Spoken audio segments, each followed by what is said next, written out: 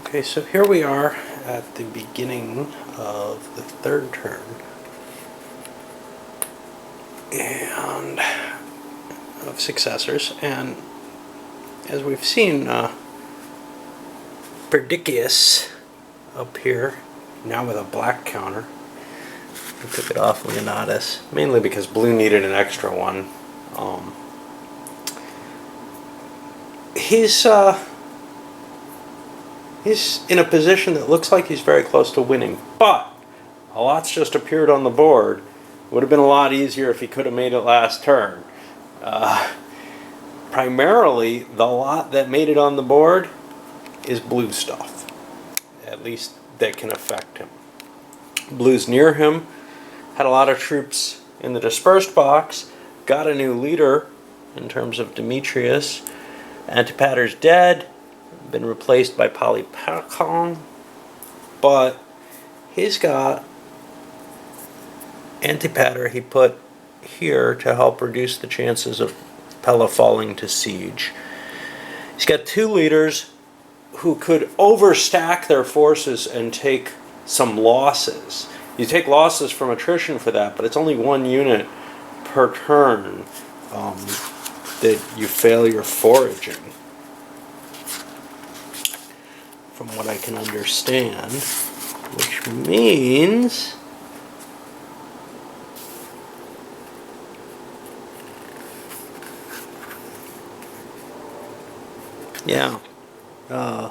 so you can overstack quite heavily, and he's prepared to do that, which gives him an advantage because this guy does not have that many forces.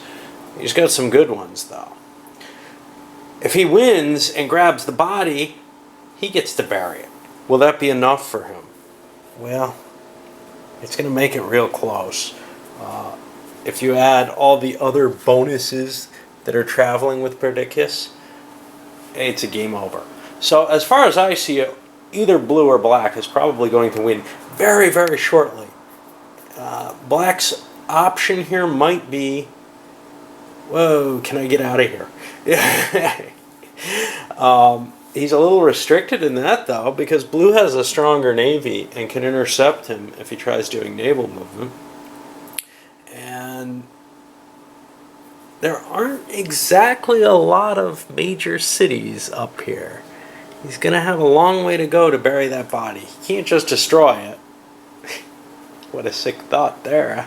What about the other players? Well, yellow was going for the victory point victory, and they're in a position where they don't see anything they can do. They're set up all to the edges here. So it leaves it to red. Well, red doesn't have a lot of force, but maybe if things delay enough, maybe if there's casualties, they've got a shot there. Who knows? They certainly don't have another way of winning. Yellow, could they possibly break that 23 victory points in the time allotted? I don't think so. I think it comes down to that body and what you can get from it. So this is probably the battle. We got Antigonus attacking with what he can here. And Antipater's in here with some Macedonians. If he takes command, if he has them. And he's facing Perdictus, who also has quite a force. 3, 4, 5, 6, 7, 8, 9. He actually took a hit due to attrition. Shouldn't have built that unit. He built an extra unit when moving in, but it doesn't help. The attrition doesn't happen to the blue player yet, though. So he's looking at 12, 13, 17, 18, 19 to 15. He's got the edge. He's got the leadership edge on the dice. I'm not sure coming out of the siege. I'm worried that Antipater will take command of the force, so I don't want to look that up even particularly.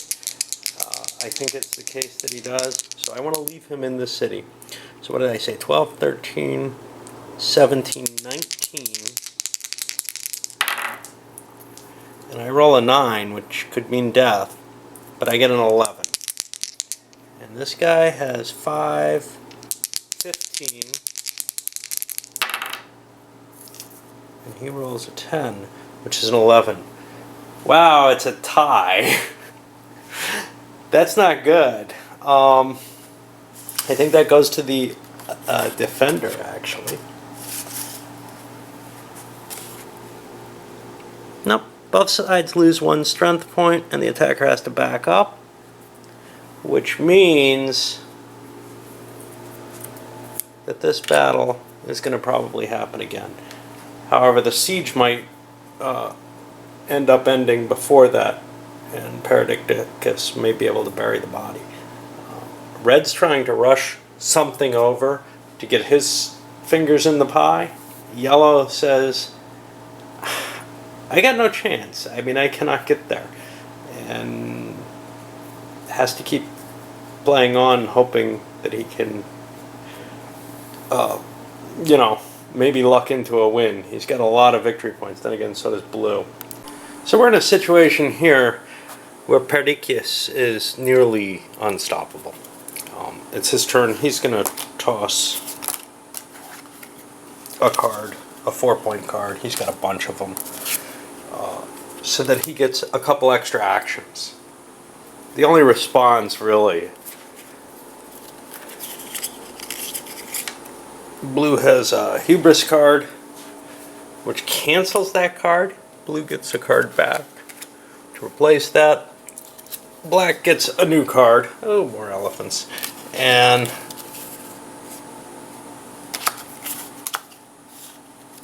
gets to throw a different 4-point card. Now, basically, 4 points gives him enough to do 2 siege factors. He's facing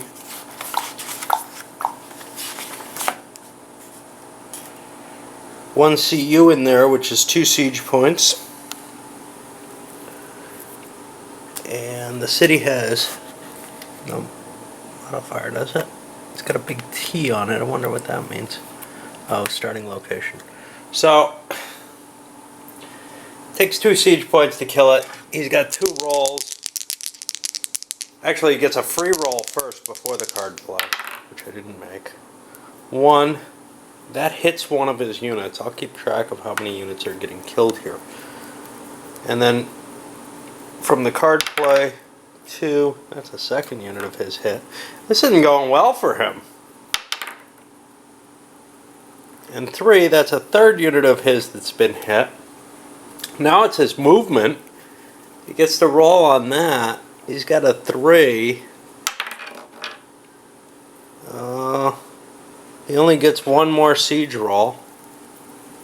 And no, the dice haven't been this way all game. He gets a 5. That's 1 siege factor. That's not enough. He needs 2 because there's troops there. So he has been stopped, and blue will get another shot at hitting him.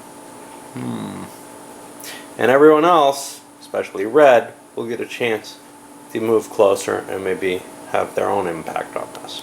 And we have another claimant on the battlefield. Red played a card to run up, overran whoever this is, Demetrius, and then came down and didn't get intercepted here and hit Pellis. Now, he's not got great odds, but not bad ones. He's facing 8, and he's got 9, so it's slightly in his advantage. These 2 extra Macedonian are off and out of play right now. Let me see. Antiochus does not have a benefit. Basically, they can't fight because they owe allegiance to him as the more legitimate person. He doesn't have, there's some bonus cards or some surprise cards that would have allowed him to take them and use them in the battle. He doesn't have one of them. So right now he's slightly behind, 8 to 9. We'll look at the 9 roll. And that mins at a 3 per die. So he gets a 7. which is going to be a 4. And on the 8 roll, much better, a 10, a 7. So our good buddy wins. He gets these. They swing over to his side. He took a loss on his own because he didn't get double. Destroys this, and he gets an attrition table roll on those 4 Macedonians, which doesn't kill any of them, but it does disperse, and red is now essentially out of the game. And that means blue gets one more chance, but they're one stronger than they would have been otherwise. Such is life. Blue, if they had been able to intercept, might have been able to get those extra strength points because they have legitimacy as well. Something that red has none of. Okay, so now we're on to blue, and I'll start their turn and see what, if anything, they can do to bonus themselves. Well, blue was able to gather another unit using this 4-point card. They could have used the treachery to steal the body, but that doesn't really matter. If black had gotten the city, they would become, well, no, they wouldn't.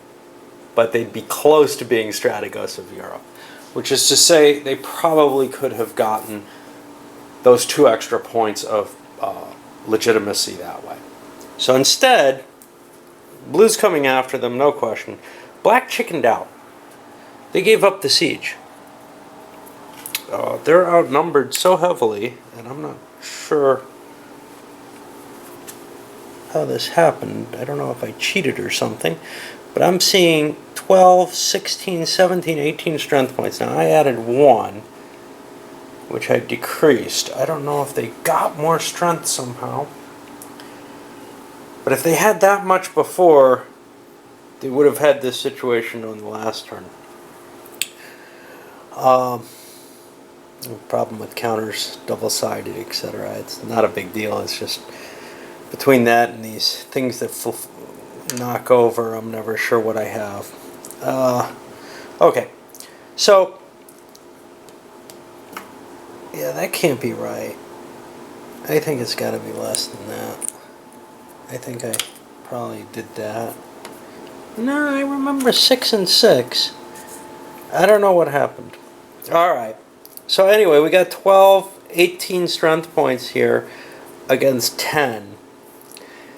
And with sort of the minimum rolls that Antigonus can get, he can match anything that Perdiccas can create.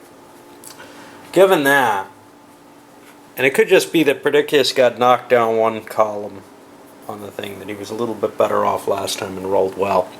Given that, he tried to retreat and he succeeded once, was pursued, tried again and failed.